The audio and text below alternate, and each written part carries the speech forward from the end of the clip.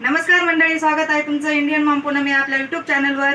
तर आता वाजता संध्याकाळचे 6:30 आणि मी 6:30 वाजता व्हिडिओला सुरुवात केली, कारण ना मला दिवसभर टाइमच नाही भेटला. दिवसभर जरा मी बाहेर गेली होती, तर माझं काम थोडंसं होतं म्हणून गेली, तर त्याच्यामुळे मला काही भेटलं नाही टाइम.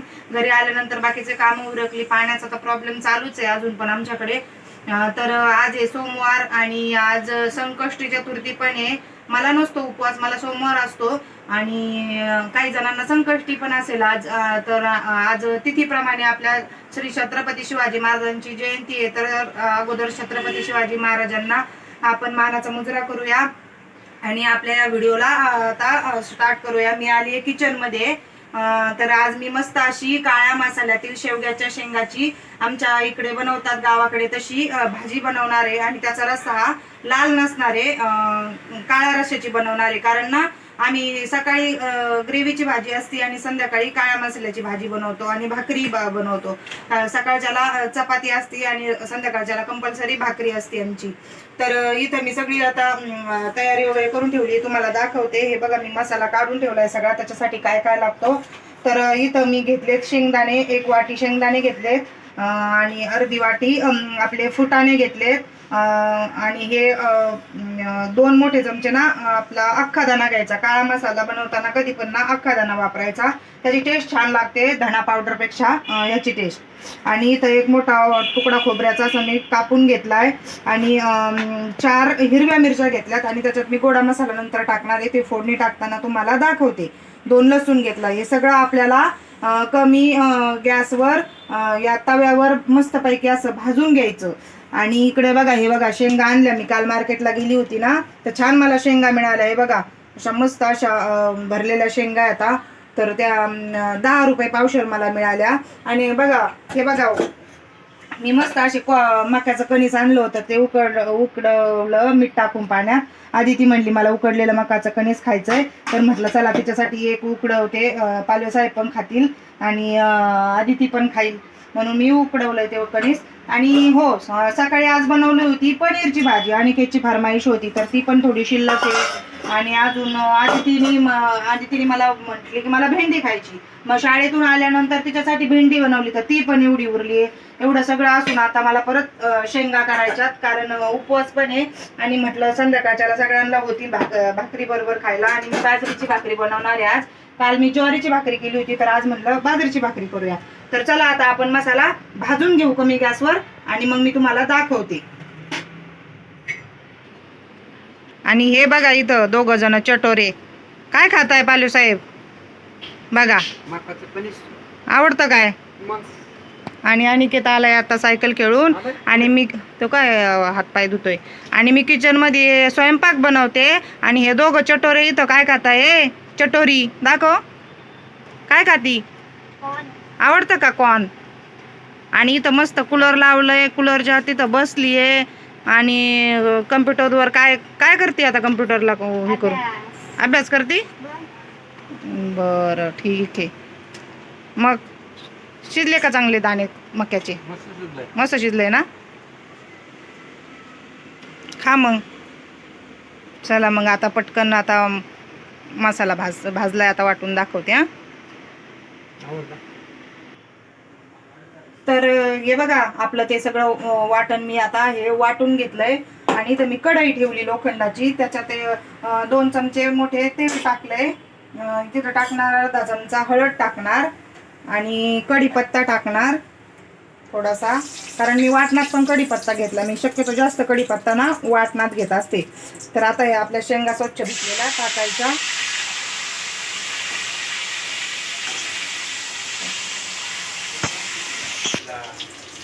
आणि अशा ना परतून घ्यायच्या, तेलात टाकून ना हळद टाकायची आणि अशा छान परतून घ्यायच्या. आणि थोडं असं परतून घेतलं की त्याच्यात मग आपलं टाकायचं थोडंसं मीठ टाकायचं त्या शेंगा शिजायला, कारण ना मीठ छान त्याच्यात मग शिजताना टाकलं ना असं परतताना की ते छान शिजल्या जातं. हे बघा, शेंगापुरतं टाकायचं, नंतर मसाला टाकल्यावर परत थोडंसं मीठ टाकायचं. आणि नंतर ना त्याच्यावर ना हे ताट असं ठेवायचं आणि त्याच्यात पाणी ठेवायचं, कारण मग काय करायचं, ते पाणी आहे ना गरम झालं की आपल्याला ते पाणी त्याच्यात शिजायला टाकता येतं. ते पाणी ह्याच्यावर ठेवलं ना गरम होतं छान, आणि मग आपण ते पाणी शिजायला टाकणार. मी दाखवते तुम्हाला. तर 2 मिनटं झालेत. आता आपण याचं झाकण काढू. हे बघा पाणी पण गरम झालंय छान, आणि आपल्या शेंगा छान वाफायला आता. तर ना त्याच्यात मी टाकणार आहे गोडा मसाला टाकणार आहे. काळ्या रश्श्यात त्याला गोडा मसाला टाकायचा, खूप छान लागतो. मोठा अर्धा चमचा गोडा मसाला टाकते, कारण मी हिरवी मिरची पण घातलेली आहे. आणि मिक्स करून घ्यायचं ते छान गोडा मसाला टाकल्यानंतर.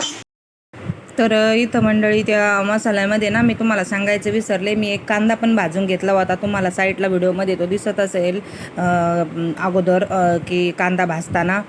तर तो कांदा पण घ्यायचा एक भाजताना, आणि त्याच्यामध्ये वाटणामध्ये तो कांदा पण वाटून घ्यायचा, आणि मग छान असा ते वाटण याच्या मसाल्यामध्ये परतून घ्यायचं छान.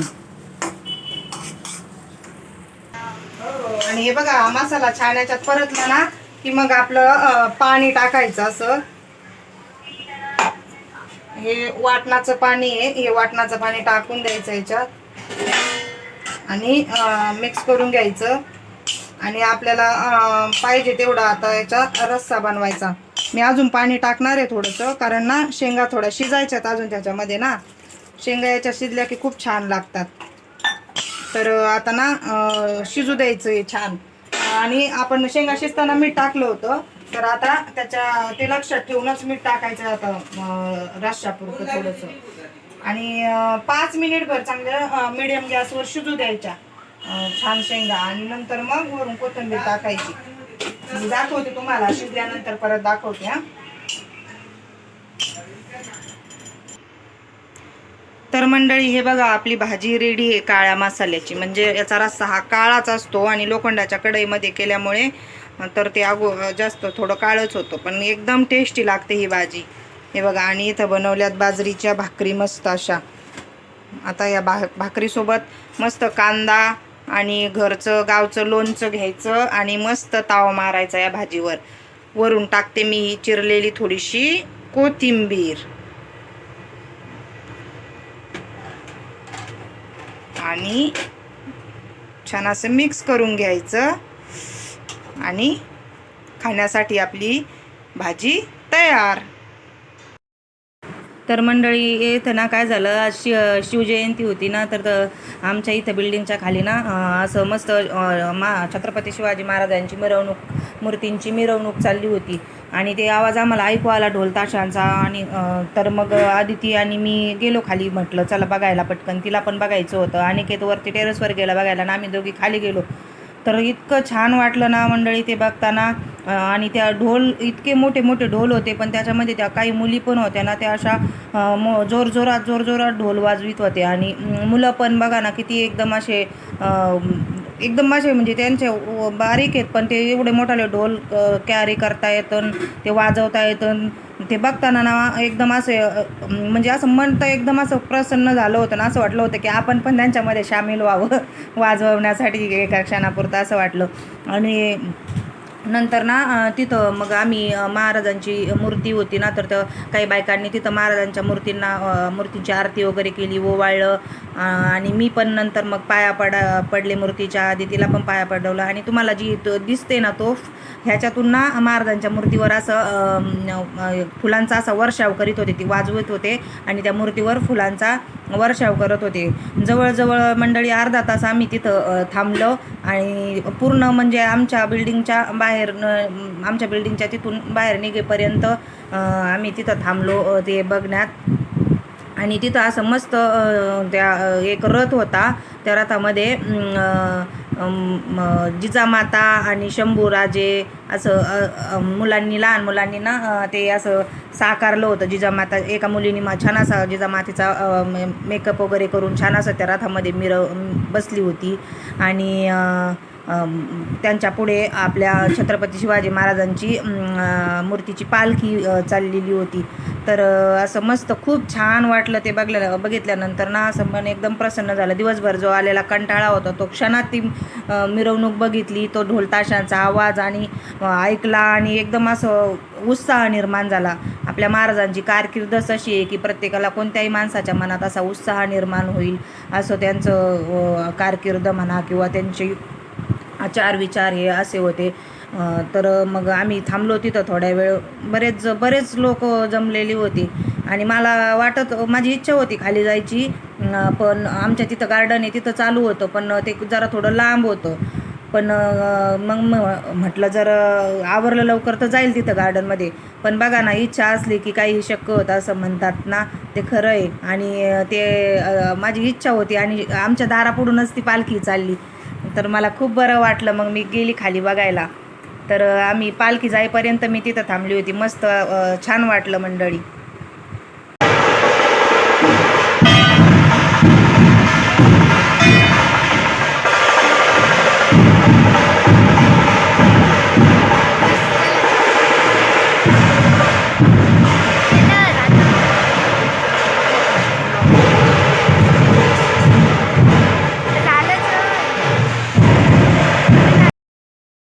तर मंडळी, महाराजांची मिरवणूक बघितली आम्ही थोडी खाली गेल्यावर.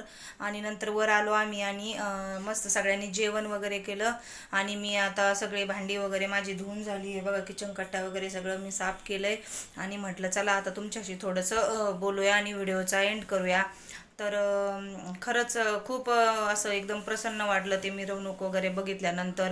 महाराजांच्या मूर्तीचं दर्शन वगैरे घेतलं आणि एकदम असं मस्त असं उत्साह निर्माण झाला एकदम असा.